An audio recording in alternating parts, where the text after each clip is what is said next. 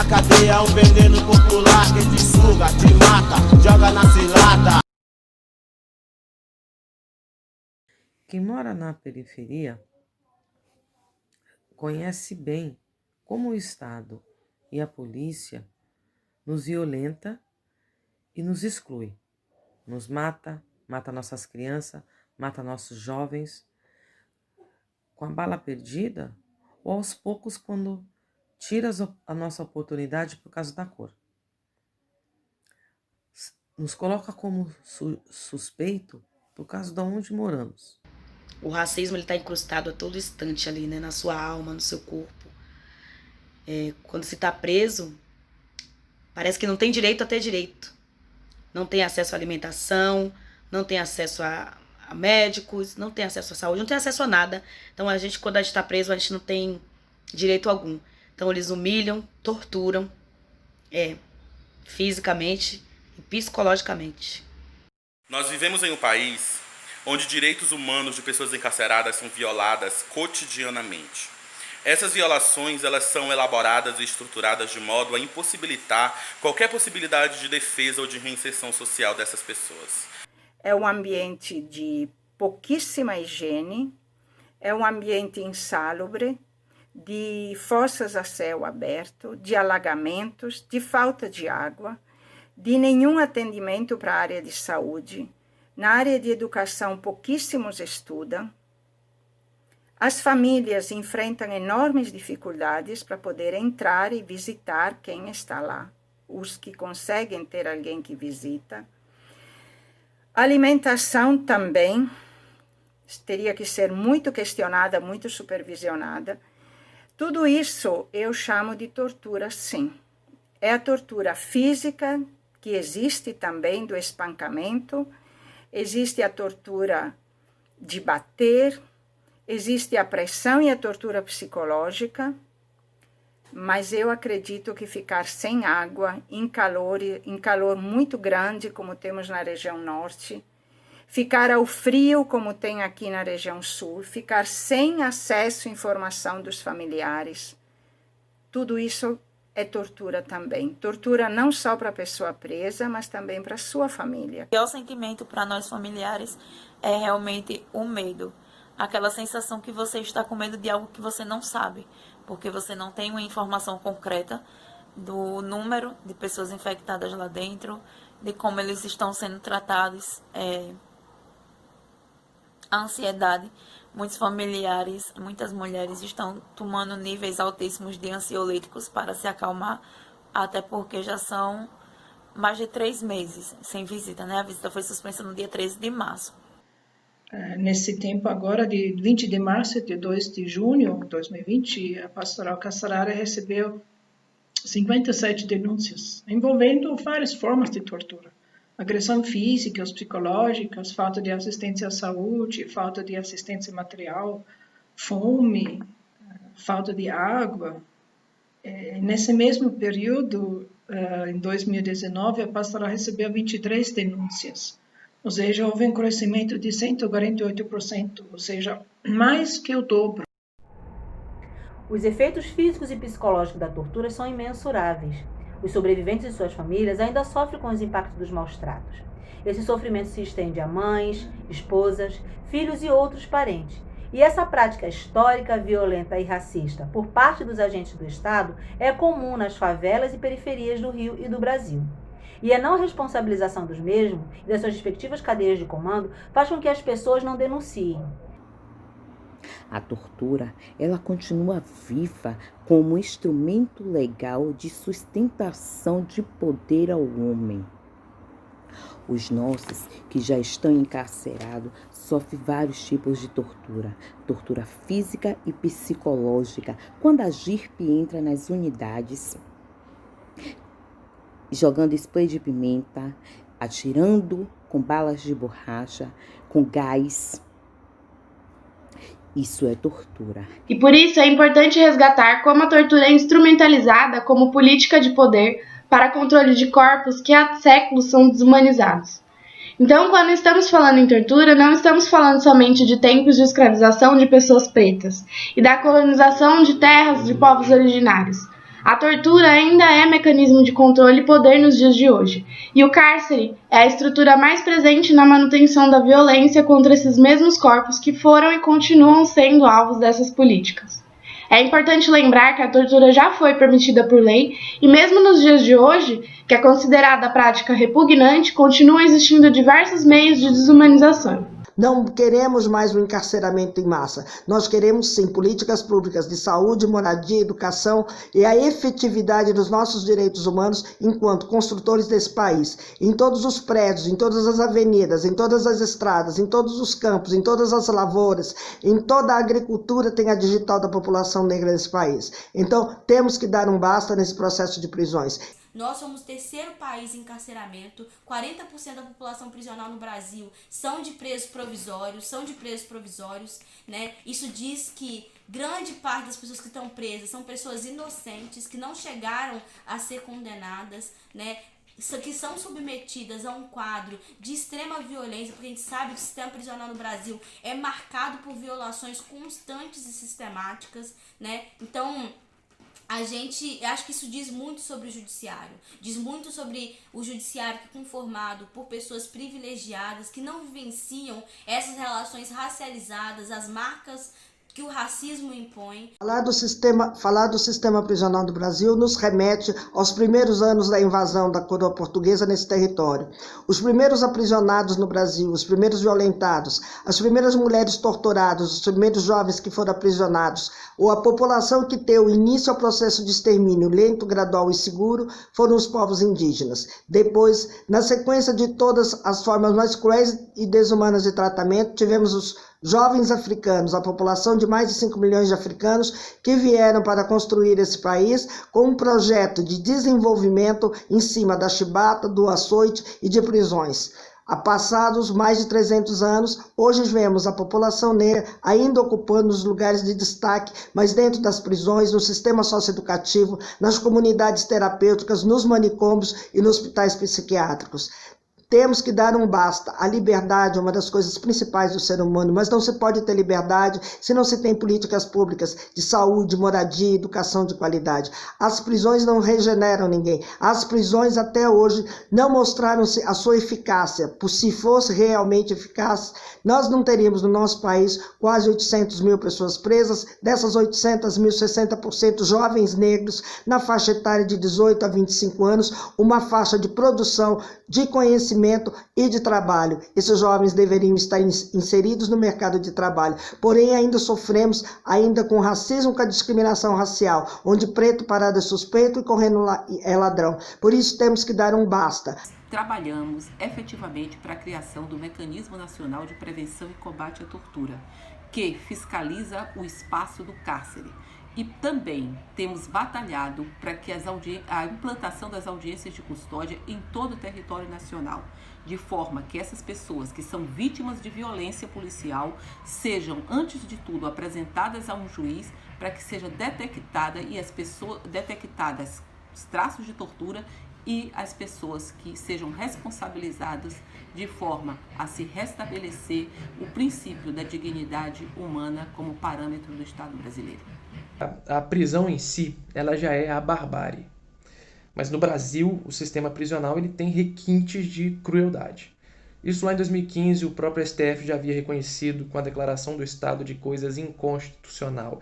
Nesse contexto, vem a implementação da audiência de custódia como instrumento de controle de legalidade das prisões. A audiência de custódia, prevista na Convenção Interamericana de Direitos Humanos, prevê o direito da pessoa presa ser apresentada a um juiz, para que ele averigue se ela foi submetida à tortura. O Instituto das Audiências de Custódia foi criado por uma resolução do próprio CNJ e em 2019 ele virou lei. O objetivo dessas audiências é muito simples, é que o juiz tenha contato em 24 horas com a pessoa que foi presa para que haja análise se a prisão é legal, né, se é necessário que aquela pessoa fique presa e principalmente para identificar os casos de tortura praticados durante a abordagem policial e na delegacia de polícia, algo que acontece com frequência em territórios selecionados por um sistema que é estruturalmente racista. Na audiência de custódia, tem uma resolução 213 do Conselho Nacional de Justiça que fala as perguntas que o juiz tem que fazer para o preso. Entre elas, perguntar à presa se ela está grávida, perguntar ao preso se foi dado a ele o direito de ligar para a família, para um advogado, se foi informado a ele que ele poderia ficar em silêncio, dentre outras coisas. E mesmo já lá com o preso presencial, muitas dessas perguntas não são feitas. A audiência de custódia, ela serve também para o juiz ver que o preso foi torturado, que às vezes ele está machucado, para garantir que ele faça um exame de corpo de delito. Era para a gente estar pensando para além disso, para meios efetivos de redução da população prisional brasileira e para a expansão desses instrumentos de controle de legalidade das prisões. A proposta do CNJ é qual? Precarização desses instrumentos com a audiência de custódia virtual. É importante a gente perceber que a audiência de custódia sendo realizada de forma virtual, ela não cumpre com seu objetivo de prevenir a tortura, de averiguar se houve tortura. A audiência de custódia é um direito de toda pessoa presa. Estar na frente de um juiz após sua prisão é extremamente importante. Toda pessoa tem o direito à defesa. E por mais que essa pessoa não consiga dizer ou não possa dizer que foi agredida, que foi espancada, que foi torturada, com certeza um juiz consegue identificar um braço quebrado, um hematoma a mais, ou se essa pessoa tem problemas mentais. Estar na frente de um juiz é importantíssimo para esse combate a essas práticas torturantes. É importantíssimo para garantir o direito de defesa da pessoa. Há 8 anos atrás, eu recebi uma ligação de uma unidade prisional que se chama Estevão Pinto. É uma unidade feminina. Quem chamava era a diretora de segurança dessa unidade na época. E ela noticiava que haviam chegado 5 mulheres que haviam sido presas pela polícia militar e que estavam muito machucadas e que ela não sabia o que fazer. Nesse dia, nós acionamos o Ministério Público, elas foram ouvidas presencialmente pela promotora de direitos humanos e alguns meses depois foi sua audiência de instrução e julgamento. A presença delas diante do juiz, para que ele pudesse vê-las, perceber seus movimentos, porque o corpo fala, foi essencial para que ele tomasse uma decisão que eu só presenciei uma única vez em 20 anos de advocacia. Decidi por convocar uma testemunha como testemunha do juízo e mandar que o oficial de justiça fosse buscar essa testemunha naquele momento. Essa testemunha foi essencial para comprovar que essas mulheres haviam sido torturadas e por isso constava nos autos do processo, na prisão, confissões de atos criminosos que não eram verdade. Essa testemunha foi essencial para que essas mulheres fossem absolvidas nesse processo. Isso não teria acontecido se esse juiz não tivesse tido a chance de olhar olho no rosto de cada uma dessas mulheres. Num país quanto o nosso, onde a justiça criminal, onde o sistema prisional é pautado por relações raciais, né, pelo racismo estrutural. A gente tem visto vídeos circulando que mostram quanto a polícia ela opera pela filtragem racial, o quanto a polícia opera por prisões ilegais, né, instituir audiências por vídeo chamada em processos que definem, que determinam a liberdade das pessoas é muito grave. Nós nos colocamos totalmente contrários a qualquer tipo de realização de audiências por videoconferência, especialmente porque essa é uma violação do direito a um julgamento justo. Não é possível que se realizem audiências, sejam elas de qualquer tipo, especialmente na justiça criminal, que garanta a qualidade do julgamento, o acesso à pessoa presa, a violações que essa pessoa possa ter sofrido, a uma justa defesa, garantia da presença do seu defensor, né, de seu advogado. Então, nós nos colocamos contrários por identificar que essa é uma gravíssima violação de direitos humanos quando impede que qualquer pessoa tenha direito a um julgamento justo. A gente entende que o contato presencial é um elemento fundamental para garantir alguns direitos nas audiências. Tanto no caso do ato das audiências de custódia, que ocorrem no ato da prisão, quanto as das audiências de instrução e de execução nos casos de pessoas já custodiadas. Quando isso acontece de forma remota, por uma videoconferência, é impossível da gente avaliar se essa pessoa está tendo a sua integridade física garantida, se ela não foi submetida à tortura. Então, a gente acredita que isso é um grave ataque aos direitos de defesa da população carcerária ou sob a custódia do Estado, né, no caso das pessoas presas em flagrante, porque as audiências de custódia são este instrumento utilizado para verificação de torturas, maus tratos, truculência policial e outras violações de direito que infelizmente fazem parte da realidade da segurança pública, né, e também da realização de prisões em todo o Brasil. Então, por isso, nós somos contra a realização de audiências de custódia através de videoconferência, por entender que precisamos pensar essa realidade da pandemia e todas esse caos do sistema prisional de forma mais séria e de forma mais humana. É dia de cobrar o Estado brasileiro da implementação dos mecanismos e comitês de prevenção e combate à tortura em todos os estados da federação, de cobrar o sistema de justiça da implementação das audiências de custódia presenciais, da apuração efetiva das denúncias de tortura, da aplicação do Protocolo de Istambul, compromissos assumidos internacionalmente pelo nosso país e que aplicam regras da Constituição e forma de respeito com todas as vítimas da violência praticada pelo Estado brasileiro. Por meio de equipamentos virtuais, querem decidir a vida de indivíduos. Somos totalmente contrários a tais práticas. Sou contra as audiências, videoconferências, por entender que se trata apenas de um mecanismo para diminuição de gastos aos cofres públicos. Também vejo como uma forma de jogar para baixo do tapete as torturas cometidas por policiais de custódia. Também vejo como uma forma de falta de respeito para com os familiares, que muitas das vezes nossos familiares são condenados e julgados e não temos conhecimento.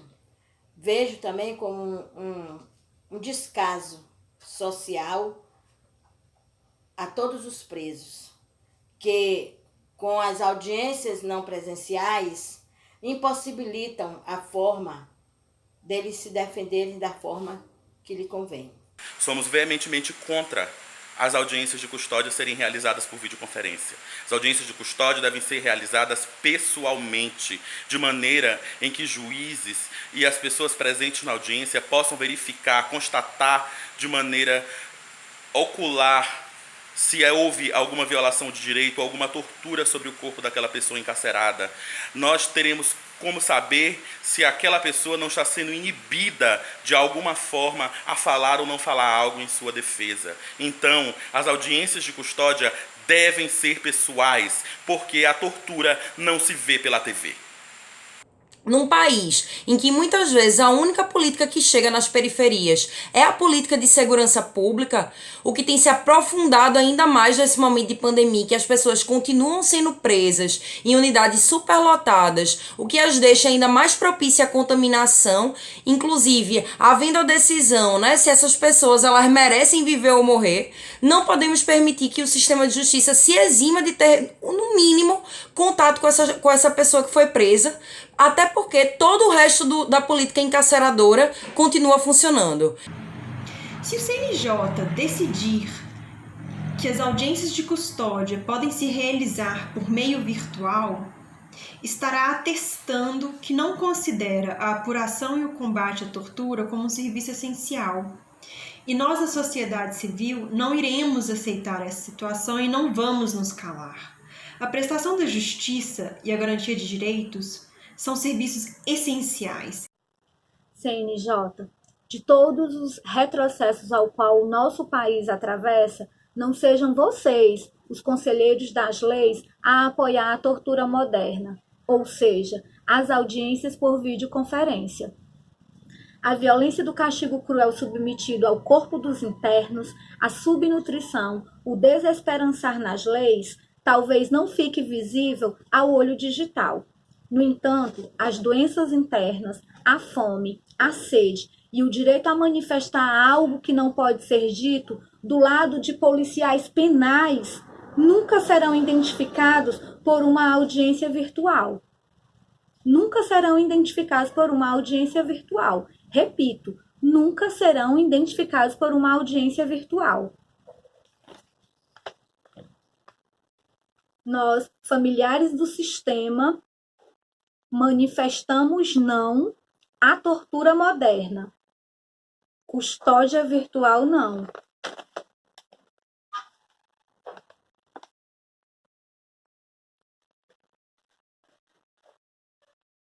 Tortura não se vê pela TV. Não às audiências de custódias telepresenciais. Aqui o repúdio a essa proposta esdrúxula da audiência de custódia virtual. Não às audiências virtuais, não a esse tipo de prática. Então é imprescindível que a audiência de custódia seja presencial. Pastoral Carcerária fala não à audiência de custódia online.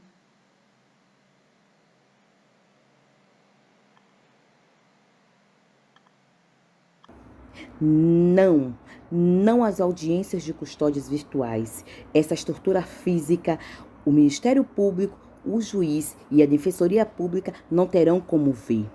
CNJ, não. Que nós, mães e familiares de vítimas de terrorismo do Estado, dizemos não às audiências de custódia por videoconferência. Videochamadas não, porque a liberdade não pode ser exceção.